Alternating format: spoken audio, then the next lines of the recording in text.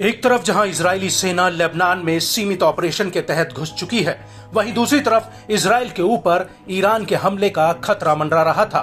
और तो और इजरायल की सुरक्षा के लिए अमेरिका ने मिडिल ईस्ट में अतिरिक्त फोर्स भी तैनात कर दी है।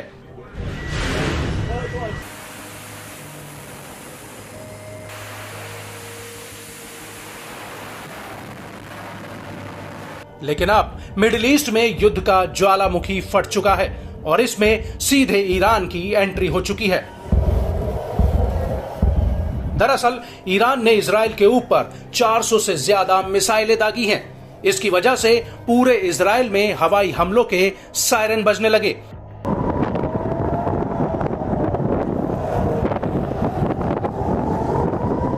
इजरायली सेना ने तुरंत लोगों से बम शेल्टर में जाने की अपील की है। वहीं ईरानी मीडिया का कहना है कि ईरान रेवोल्यूशनरी गार्ड्स ने कब्जे वाले फिलिस्तीन की तरफ कई मिसाइलें दागी। IRGC के मुताबिक ये हमला हिजबुल्लाह प्रमुख हसन नसरल्लाह और निल्फर हुसैन की मौत का जवाब है। आपको बता दें कि ईरानी सेना ने इस हमले के साथ ये भी कह दिया है कि अगर इजरायल ने ईरानी हमलों का जवाब देने की जरूरत की तो उसको गंभीर नतीजा भुगतना पड़ेगा।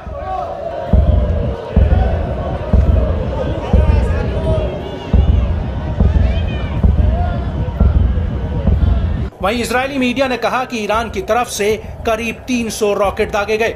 वहीं टाइम्स ऑफ इजराइल का कहना है कि इसमें से 180 बैलिस्टिक मिसाइलें थीं, जबकि अमेरिकी अखबार द न्यूयॉर्क टाइम्स ने कहा कि इजरायल पर पहली मिसाइल 15 मिनट के भीतर ही आकर गिरी, जिसे देखकर लगता है कि ईरान ने बैलिस्टिक मिसाइलें फायर की हैं।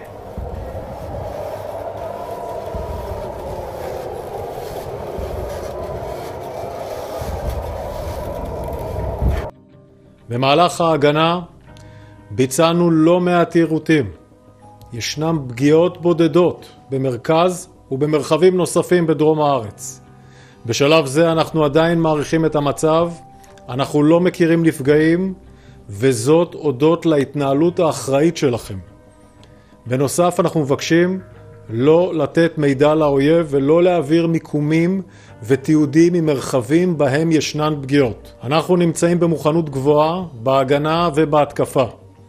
אנחנו נגן על אזרחי מדינת ישראל. יהיו לירי הזה השלכות. יש לנו תוכניות, אנחנו נפעל במקום ובזמן שנחליט.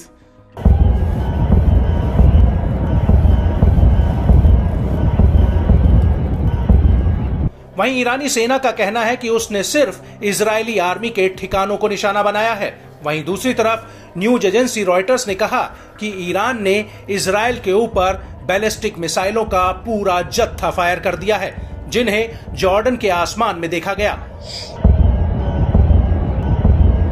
रॉयटर्स के मुताबिक दर्जनों मिसाइलें जॉर्डन को पार करते हुए इजरायली एयर स्पेस में जा घुसी और इससे कई इलाकों में नुकसान भी हुआ है।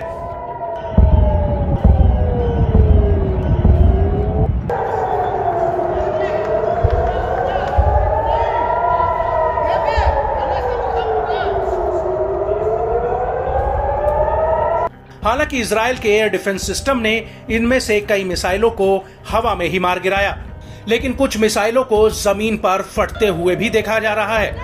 हालांकि इजरायली सेना ने ईरानी हमलों पर बहुत बड़ा बयान दिया है।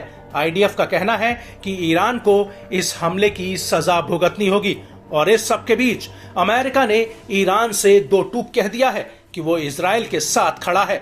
दरअसल अमेरिकी राष्ट्रपति जो बाइडेन ने मिडिल ईस्ट में अमेरिकी फौज को इजरायल की मदद के लिए तैयार रहने का ऑर्डर जारी किया है।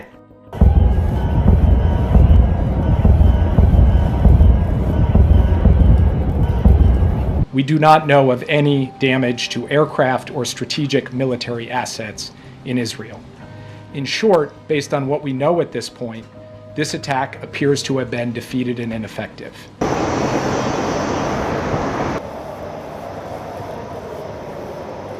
लेकिन इस सब के बीच बड़ी बात यह है कि इन हमलों में इजरायल को कितना नुकसान हुआ है, इसकी अभी तक कोई पुख्ता जानकारी सामने नहीं आई है।